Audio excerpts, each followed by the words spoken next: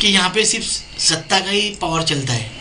यहाँ पे हमारे तुम्हारे ऐसे लोगों की नहीं चलने वाली है और ना चलेंगी, क्योंकि यहाँ पे नगर सेवक ज़्यादातर किसके हैं? जी, एनसीपी की है जी। और आपने क्या बोले कि एनसी यहाँ पे सत्ता का चलता है, सत्ता यहाँ पे किसी की है ही नहीं। बराबर। और सत्ता जिसकी है उसको लोग गलत मैसेज देते हैं। जो काम करने वाले जो अभी ऑफिसर लोग हैं, जिसमें नशे को सबसे ज़्यादा उन्होंने टारगेट बनाए, उसमें सबकी कार्रवाई कर रहे हैं।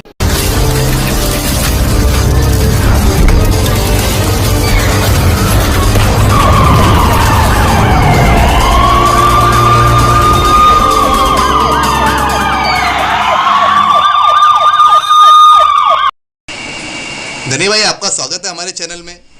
आपको बता दें कि मुमरा शहर में बढ़ते नशे को देखते हुए कई एनजीओ ने और कई सोशल वर्करों ने और कई नगर सेवकों ने इसके खिलाफ विरोध किया है, विरोध प्रदर्शन भी किया था।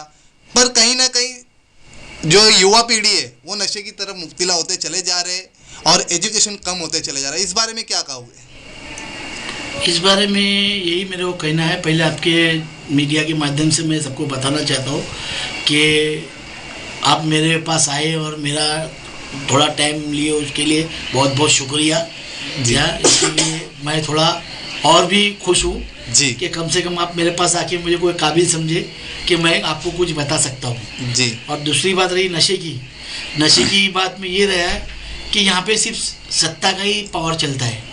यहाँ पे हमारे तुम्हारे ऐसे लोगों की नहीं चलने वाली है और ना चलेंगी, क्योंकि यहाँ पे नगर सेवक ज़्यादातर किसके हैं?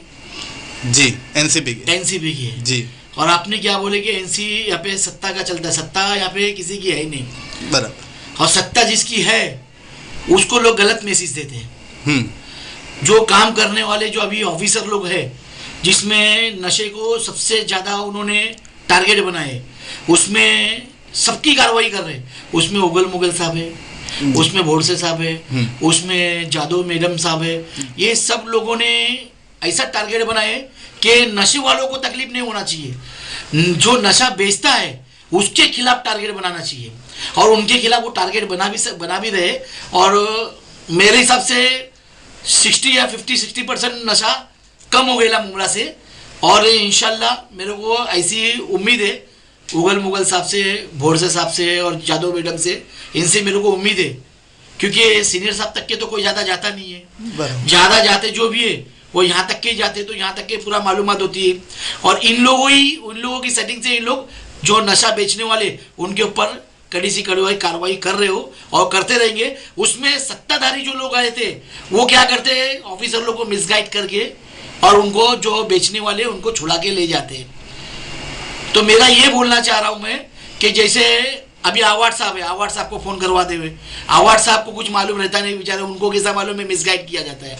आवाड साहब पूरा इससे खिलाफ है, लेकिन क्या है उनका भी हाथ बंधा हुआ है, उनका भी हाथ बना, वो मिसगाइड होते हैं, उनको कुछ पता नहीं चलता है। और दूसरी बात ऐसी है, डीसीपी साहब उनका भी एक ही ऐलान है, एसीपी साहब का भी एक ही ऐलान है कि नशा यहाँ से थोड़े दिन में मुफ्त हो जाएगा और बंद कराएंगे।